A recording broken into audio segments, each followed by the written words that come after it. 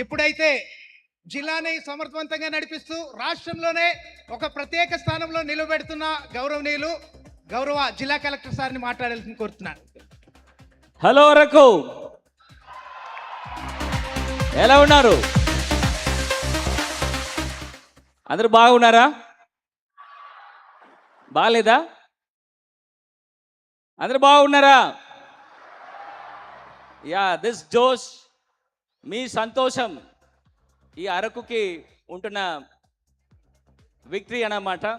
ఇవాళ అందరూ నాయకులందరూ అందరూ ఇప్పుడు చాలా చక్కగా మాట్లాడారు. ఇవాళ సెకండ్ డే, నెక్స్ట్ రాబోయిన ఇంకా 2 రోజు కూడా ఈ అరకులో ఎక్కడ చూస్తే కూడా ఒక ఫెస్టివల్ మోడ్ రావాలి. మీ అందరూ కూడా పార్టిసిపేట్ చేయాలి. ఈ అరకు అంటే 2 బలం. ఒకటి ఇప్పుడు పిఓ గారు చెప్పారు, మనకు ఉంటున్న ప్రాకృతి, దానికి అది బలం. రెండవది మీరే ఇక్కడ ఉంటున్న ప్రజలు, గిరిజన ప్రజలు. మన దగ్గర ఉంటున్న ఈ సాంప్రదాయాలు ప్రపంచంలో ఎక్కడ లేదు.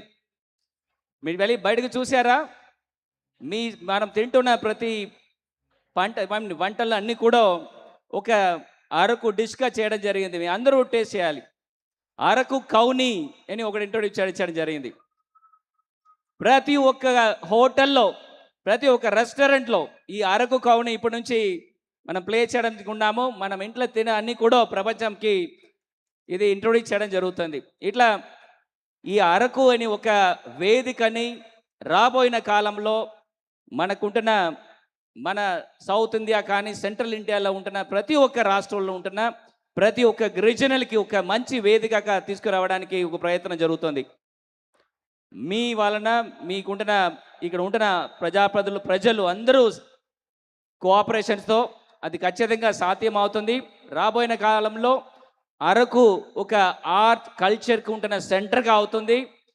ప్రపంచంలో ఉంటున్న ఆర్టిస్టులు, వివిధ క్రియేటర్స్ అందరూ ఇక్కడ వచ్చేసి వాళ్ళంతా క్రియేటివిటీని ఇక్కడే వాళ్ళు పూర్తి చేసుకోవడానికి ఒక మంచి వేదిక ఇవ్వడానికి ప్రయత్నం జరుగుతుంది.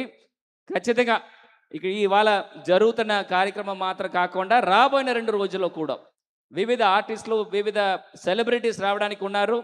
మీరందరూ మీ ఫ్రెండ్స్కి చెప్పేసేయండి. అందరూ నెక్స్ట్ 3 పూట భోజనము, నిద్ర అన్నీ కూడా ఈ వేదికలనే, సరేనా?